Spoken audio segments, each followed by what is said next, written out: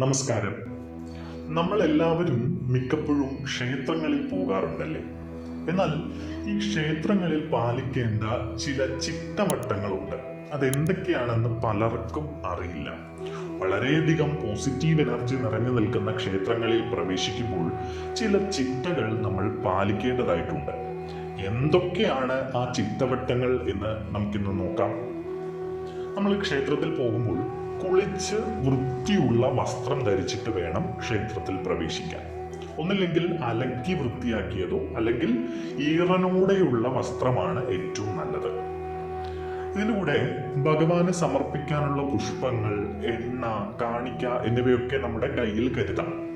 ക്ഷേത്രത്തിനുള്ളിൽ വെച്ച് ഒരിക്കലും ഉച്ചത്തിൽ സംസാരിക്കരുത്, അമിതമായി ചിരിക്കരുത്, പരിചയം പുതുക്കലുകളൊന്നും നടത്തരുത്, കൂടാതെ പരദൂഷണം പറയരുത്. ഇവയൊക്കെ ഒഴിവാക്കി കഴിവതും നാമജപം മാത്രമായിരിക്കണം നമ്മുടെ ചുണ്ടുകളിൽ നിറയേണ്ടത്. മത്സ്യമാംസാദികൾ, ലഹരി വസ്തുക്കൾ എന്നിവയുടെ ഉപയോഗശേഷവും അമ്പലത്തിലേക്ക് പ്രവേശിക്കരുത്.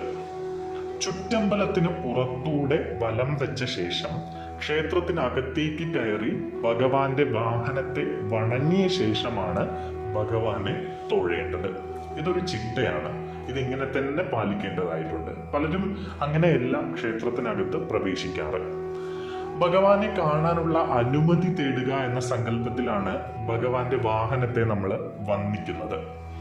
തുടർന്ന് അതാത് ദേവന്റെ നാമം ഭക്തിയോടെ ജപിച്ച് ശ്രീകോവിലിന് ചുറ്റുമുള്ള പ്രദക്ഷിണം ആരംഭിക്കാം. പ്രദക്ഷിണം ആരംഭിക്കുമ്പോൾ ഒരു കാര്യം ശ്രദ്ധിക്കണം. ഭക്തന്റെ വലതുവശത്ത് ബലിക്കല്ല് വരത്തക്ക വിധം വേണം നമ്മൾ പ്രദക്ഷിണം വെക്കേണ്ടത്. പിന്നൊരു കാര്യം, ഗണപതി ഒഴികെയുള്ള ദേവീദേവന്മാർക്ക് ഒറ്റ പ്രദക്ഷിണം പാടില്ല. ഇത് പലർക്കും അറിയില്ല. പലരും ഓടിപ്പോയി ഒറ്റ പ്രദക്ഷിണം ചെയ്ത് തൊഴുതിറങ്ങുക, എന്തോ ഒരു വഴിപാടിന് വേണ്ടി അമ്പലത്തിൽ പോയി എന്ന് വരുത്തുകയാണ് ചെയ്യാറ്. പക്ഷെ അങ്ങനെ ചെയ്യരുത്. രാവിലെ പ്രദക്ഷിണം വെച്ചാൽ രോഗശമനവും, ഉച്ചയ്ക്ക് അഭീഷ്ടസിദ്ധിയും, സന്ധ്യയ്ക്ക് പാപപരിഹാരവും, രാത്രി മോക്ഷവുമാണ് ബലം നൽകുന്നത്. അപ്പൊ ഇങ്ങനെ ഓരോ സമയങ്ങളിലും പ്രദക്ഷിണം വെക്കുന്നതിന് ഓരോ ഫലങ്ങളാണ് ലഭിക്കുന്നത്. എല്ലാ ദേവീദേവന്മാർക്കും പൊതുവെ 3 പ്രദക്ഷിണം വെക്കാം. ആദ്യത്തെ പ്രദക്ഷിണം പാപമോചനവും, രണ്ടാമത്തെ പ്രദക്ഷിണം ദേവദർശന അനുമതിയും, മൂന്നാമത്തെ പ്രദക്ഷിണം ഐശ്വര്യവും പ്രദാനം ചെയ്യുന്നു. ഇനി നമുക്ക് ഈ പ്രദക്ഷിണ ക്രമം എങ്ങനെയാണ് എന്ന് നോക്കാം. ഗണപതിക്ക് ഒറ്റ പ്രദക്ഷിണമാണ്, സൂര്യന് 2 പ്രദക്ഷിണം, മഹാദേവന് 3 പ്രദക്ഷിണം, ദേവിക്ക് 3 പ്രദക്ഷിണമാകാം, 5 പ്രദക്ഷിണമാകാം, അല്ലെങ്കിൽ 7 പ്രദക്ഷിണവും ആവാം.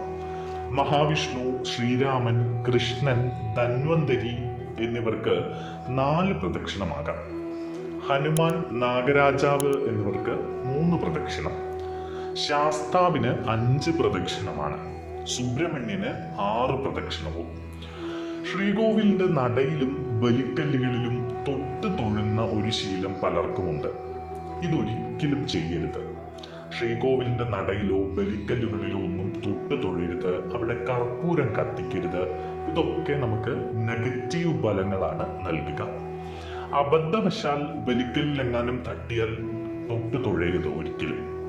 ശ്രീകോവിലിൽ നിന്ന് പുറത്തേക്കുള്ള ഓവിൽ തൊടുകയോ ആ ഓവിലൂടെ ഒഴുകുന്ന തീർത്ഥം കോരിക്കുടിക്കുകയോ അരുത്. ഇതും പലപ്പോഴും ചെയ്യുന്ന ഒരു കാര്യമാണ് നമ്മൾ, അല്ലെ? ഓവിലൂടെ ഒഴുകി വരുന്ന ജലമെടുത്ത് കണ്ണിൽ തൊടുക, കുടിക്കുക, തലയിൽ തൊടുക, അങ്ങനെയൊക്കെ ചെയ്യും. അതൊന്നും ചെയ്യരുത്. പ്രദക്ഷിണ ശേഷം കൊടിമര ചുവട്ടിൽ പുരുഷന്മാർ സാഷ്ടാംഗ നമസ്കാരവും സ്ത്രീകൾ പഞ്ചാംഗ നമസ്കാരവും ചെയ്യണം. സ്ത്രീകൾ ശയന പ്രദക്ഷിണം ചെയ്യാൻ പാടില്ല. ഒറ്റയടി പ്രദക്ഷിണമാണ് അഭികാമ്യം. നാം നമ്മെ തന്നെ ഈശ്വരനിൽ സമർപ്പിക്കുന്നതിന് പ്രതീകമായിട്ടാണ് നമ്മൾ വഴിപാടുകളൊക്കെ നടത്തുന്നത്. ഒന്നും ആഗ്രഹിക്കാതെ ഭക്തിയോടെ അവരവർക്ക് കഴിയുന്ന വഴിപാടുകൾ ക്ഷേത്രത്തിൽ നടത്തുന്നതാണ് ഉത്തമം. ആഗ്രഹ പൂർത്തീകരണത്തിനായി മാത്രം വഴിപാടുകൾ നടത്താതെ തികഞ്ഞ ഭക്തിയോട് കൂടിയിട്ട് ഭഗവാനിൽ അർപ്പിക്കുന്ന വഴിപാടുകൾ ഉത്തമ ഫലം നൽകും. സ്ത്രീകൾ മുടി അഴിച്ചിട്ടുകൊണ്ടും പുരുഷന്മാര് ഷർട്ട്, ബനിയൻ എന്നിവ ധരിച്ചുകൊണ്ടും ദേവദർശനം നടത്താൻ പാടില്ല എന്നാണ് ശ്രീകോവിലിൽ നിന്നുള്ള ദേവചൈതന്യം സർപ്പാകൃതിയിലാണ് പുറത്തേക്ക് പ്രവഹിക്കുന്നത്. അതിനാൽ നടക്ക് നേരെ നിന്ന് ഒരിക്കലും ഭഗവാനെ വണങ്ങാതെ വലതുവശത്തേക്കോ ഇടതുവശത്തേക്കോ മാറി നിന്ന് ഏകദേശം 30 ഡിഗ്രി ചരിഞ്ഞ് വേണം നമ്മൾ ഭഗവാനെ തൊഴാൻ. ചിലരൊക്കെ അങ്ങ് നടയുടെ മുൻപിൽ അങ്ങ് വന്ന് ഭഗവാന്റെ നേരെ നിന്ന് പ്രാർത്ഥിക്കും. അത് ശരിയല്ല, അങ്ങനെ ചെയ്യാൻ പാടില്ല. മറ്റൊരു കാര്യം, ക്ഷേത്രത്തിൽ നിന്ന് ലഭിക്കുന്ന ചന്ദനവും മറ്റു പ്രസാദങ്ങളും അവിടെ തന്നെ ഒരിക്കലും ഉപേക്ഷിക്കരുത്. തൊഴുത് പുറത്തിറങ്ങിയ ശേഷം വേണം നമ്മൾ ചന്ദനം തൊടാനും മറ്റ് പ്രസാദങ്ങൾ കഴിക്കാനും. ചിലരൊക്കെ പ്രസാദം തിരുമേനിയുടെ കയ്യിൽ നിന്ന് കിട്ടിയ ഉടനെ തന്നെ ചന്ദനം നെറ്റിയിൽ തൊടും, ആ പ്രസാദം കഴിക്കും. അല്ലെ, അതങ്ങനെ ചെയ്യരുത്. തൊഴുത് പുറത്തിറങ്ങിയ ശേഷം മാത്രമാണ് ഇത് ചെയ്യാൻ പാടുള്ളൂ. പിന്നെ പുല, വാലായ്മ തുടങ്ങിയ അശുദ്ധ സമയങ്ങളിൽ ക്ഷേത്ര ദർശനം നടത്താൻ പാടില്ല. ഇതൊക്കെയാണ് പ്രധാനമായിട്ടും ക്ഷേത്ര ദർശനം നടത്തുമ്പോൾ ശ്രദ്ധിക്കേണ്ട കാര്യങ്ങൾ. ഇനി നിങ്ങൾ ക്ഷേത്ര ദർശനം നടത്തുന്ന സമയങ്ങളിൽ ഇത്തരം കാര്യങ്ങൾ ശ്രദ്ധിക്കുന്നത് നല്ലതായിരിക്കും. അടുത്ത വീഡിയോയിൽ കാണാം. നമസ്കാരം.